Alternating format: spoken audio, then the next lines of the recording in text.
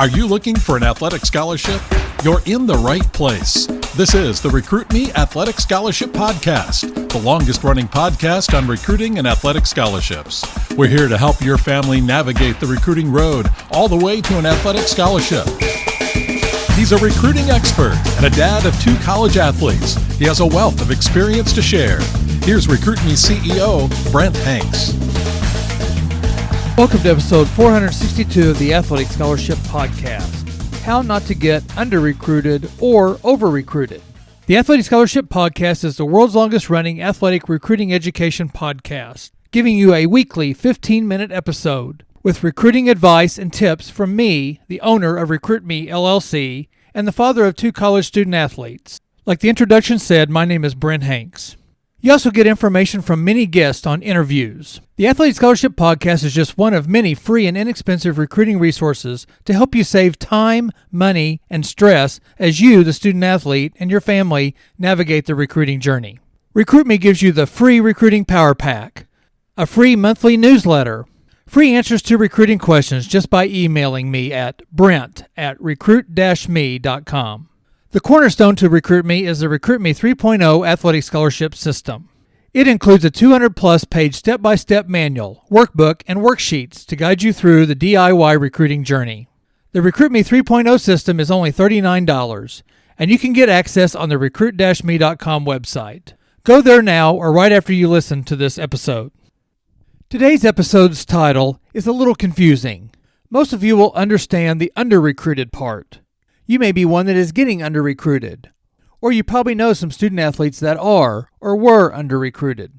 Later in this episode, I will define under-recruited more. But what is over-recruited? Do you know of any over-recruited situations? Here is a definition from the Gronk 3 AI app.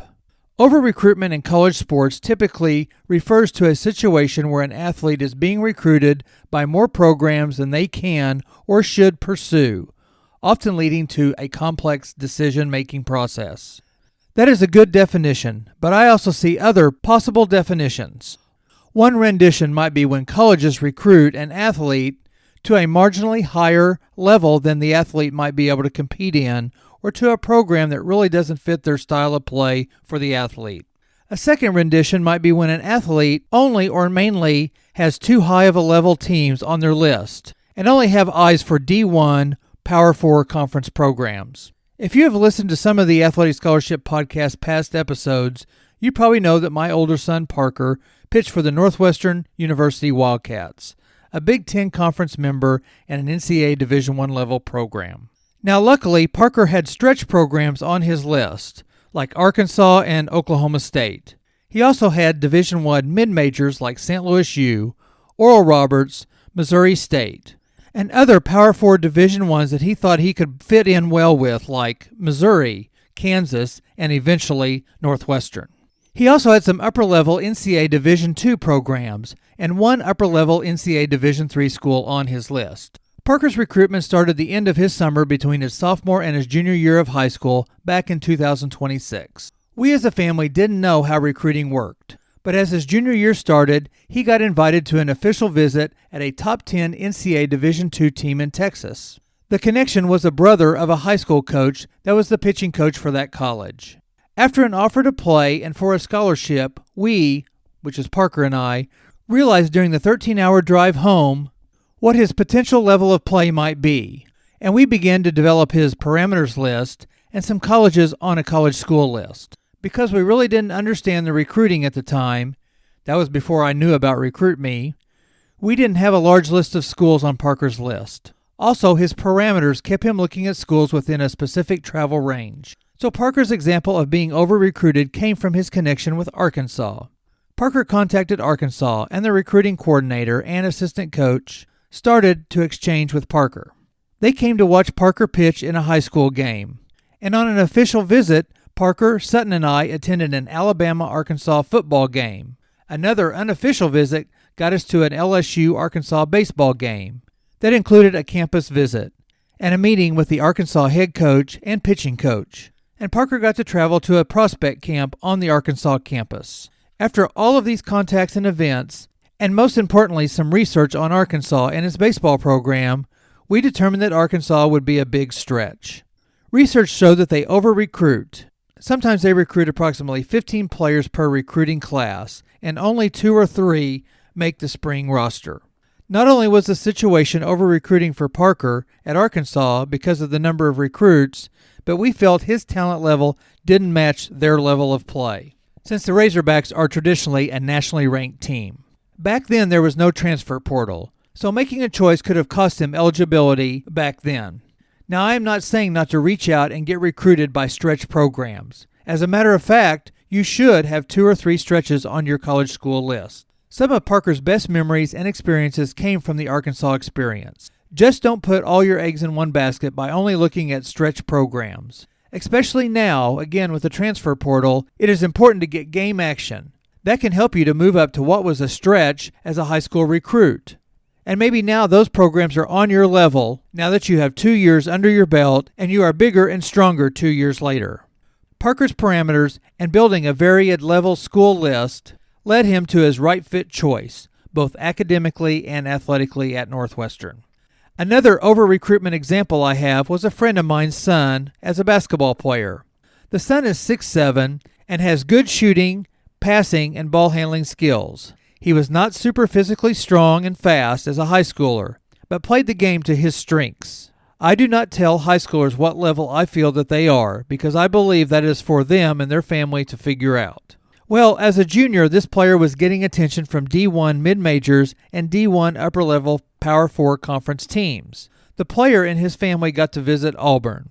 The dad called me and said that the visit to Auburn was great, but he felt that Auburn and a few of the others interested would not be good fits. I asked what parameters they, the son and the family, had written down, and what schools were on their college school list. Well, come to find out they were just reacting to schools contacting them.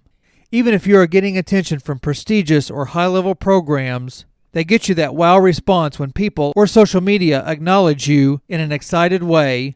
Those programs may or may not be a good fit for you.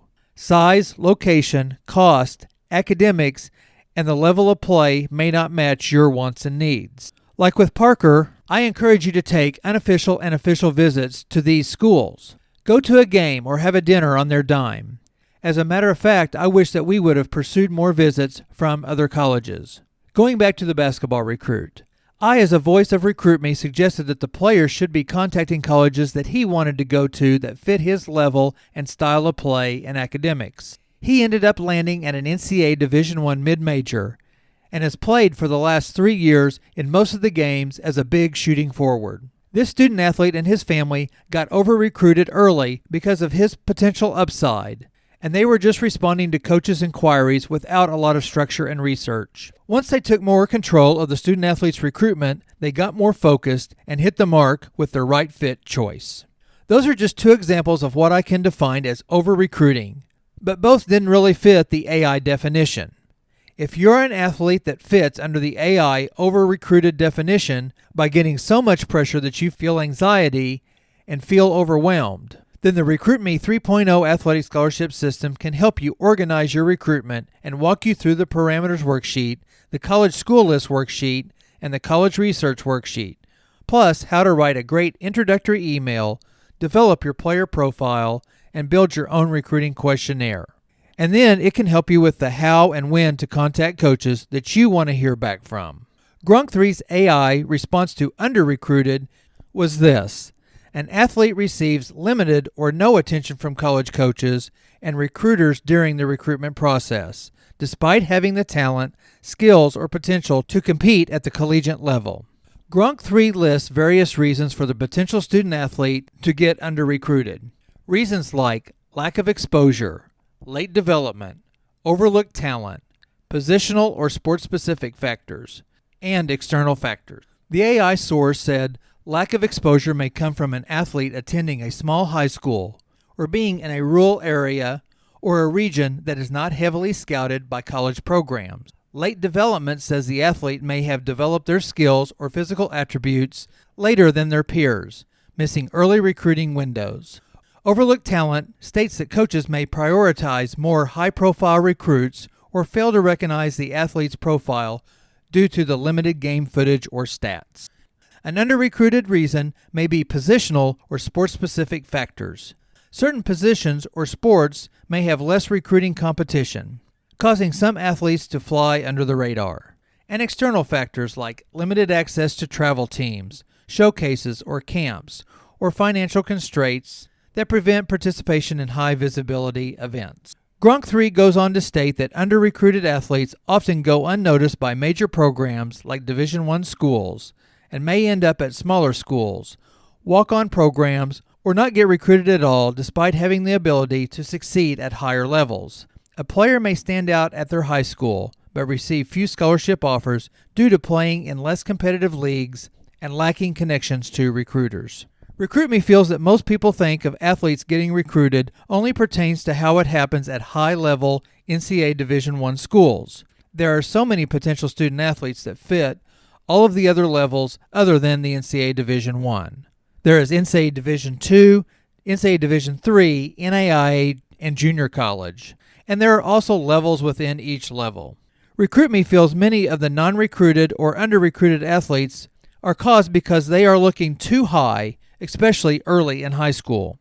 I have known local athletes that only looked at high-level programs and either didn't get attention or got limited opportunities and made a choice to go to that school that wasn't a good fit. Thus, after a year, they ended up transferring to either another school of that level or down to the level they probably should have been in the first place. I feel Parker was also under-recruited. He got very little schools contacting him without him contacting them first. Then, because he didn't throw his fastball 87 miles an hour as a high school lefty, he was not recruited to many Division I schools. His 83-mile-an-hour fastball and his above-average movement on his changeup and two-seam fastball put him in the Division II level in coaches' eyes. Parker had a good high school sophomore year pitching. Then he was the Conference Pitcher of the Year in all conference his junior year of high school, and competed against high-level Missouri, Arkansas, Oklahoma, and Kansas high school and summer teams. Even with all his accolades, he did not get a lot of emails or phone calls from, like I said earlier, coaches that he hadn't contacted. Parker found a coach at Northwestern that saw his potential, and through his work, Parker's fastball went from 83 miles an hour to 87 to 88, with an occasional 90 to 91 mile an hour fastball showing up a few times. Parker had a high school basketball teammate that I feel was under-recruited. Quinn Nelson was a guest on the Athletic Scholarship Podcast in episode 297 and 298. Quinn had a great college career at a Division II Southwest Baptist University in Bolivar, Missouri. He set school records in three-point shooting, free throws, games and minutes played, and is currently playing professional basketball overseas. Quinn was an all-conference and all-state player and really only got a handful of NCAA Division II and NAIA looks and offers. He even averaged 25 points a game in the Bass Pro Tournament of Champions, where he played in front of 6,000 fans and played against nationally ranked teams, and he made the all-tournament team, but he got no new contacts from college coaches. It goes to show you that just playing and performing well doesn't always drive coaches to contact you. Another local player that was under-recruited was Reagan McCowan. She played basketball in high school in Lebanon, Missouri, and entered college at Western Illinois University in Macomb, Illinois, a D1 mid-major. Reagan's dad was a guest on the Athletic Scholarship Podcast episodes 407 and 408. Reagan has had 2 great years at Western Illinois, testing the transfer portal waters after her freshman year and deciding to stay at Western Illinois for her sophomore and now junior year. She has been the leading scorer in the Ohio Valley Conference, OVC, and was named Freshman of the Week 13 times her freshman year, and scored 45 points in one game.